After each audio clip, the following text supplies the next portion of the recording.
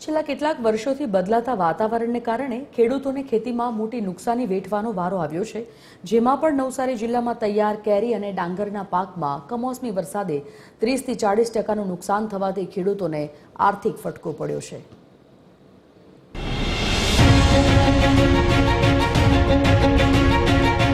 નવસારી જિલ્લાના મુખ્ય પાકોમાં ડાંગર છે। ઉનાળુ ડાંગર તૈયાર થઈ છે અને ખેડૂતો ડાંગર કાપણીની તૈયારીમાં હતા, પરંતુ 2 દિવસોથી બદલાયેલા વાતાવરણને કારણે ભારે પવન ફૂંકાવા સાથે વાવાઝોડા સાથે પડેલા ધોધમાર વરસાદને કારણે ડાંગરનો પાક જમીનદોસ્ત થયો છે।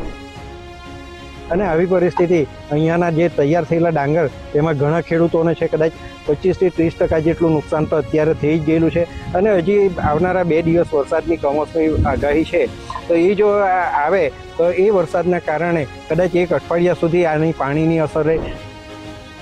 ડાંગરમાં 30% વધુ નુકસાન અથવા ઘણા ખેતરોમાં આખું ડાંગર જ નુકસાન પામ્યું છે। સાથે જ હજી પણ વરસાદની આગાહી છે, ત્યારે સરકારે પારદર્શક સર્વે કરાવીને 33% નુકસાની અને 2 હેક્ટરની મર્યાદામાં સુધારો કરી ખેડૂતોને સહાય આપવા માટે વિચારે એવી માંગ કરવામાં આવી રહી છે।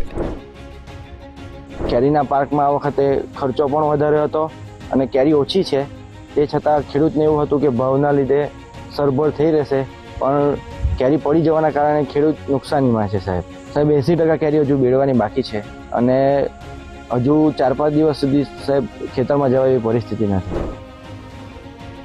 નવસારીની કેસરની દેશ વિદેશમાં માંગ છે, પરંતુ આ વર્ષે વધેલી ગરમીને કારણે કેરીનો પાક 40 થી 50% રહેવાની ભીતિ સેવાઈ રહી છે। આ દરમિયાન જિલ્લામાં તોફાની પવનો સાથે કમોસમી ભારે વરસાદ પડતા આંબાવાડીઓમાં 30% થી વધુ કેરી જમીન ઉપર ખરી પડી છે, જેને કારણે ખેડૂતોની સ્થિતિ કફોડી બની છે।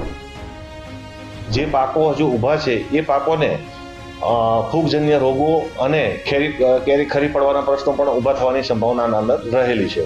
તો ખેડૂત મિત્રોએ જ્યારે વરસાદી વાતાવરણ હોય ત્યારે હાલના તબક્કે ખાતર છે, દવા છે એવા આપવાનું ટાળવું જોઈએ અને સાથે સાથે જ્યારે વાતાવરણ ખુલ્લું નીકળે ત્યારે આ પાકોમાં ફૂગજન્ય રોગો ન આવે માટે ફૂગનાશક દવાઓનો પણ છંટકાવ કરવો જોઈએ।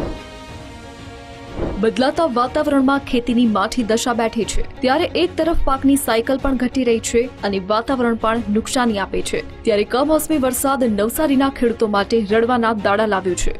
પરિમલ મકવાણા, TV 13 ગુજરાતી, નવસારી।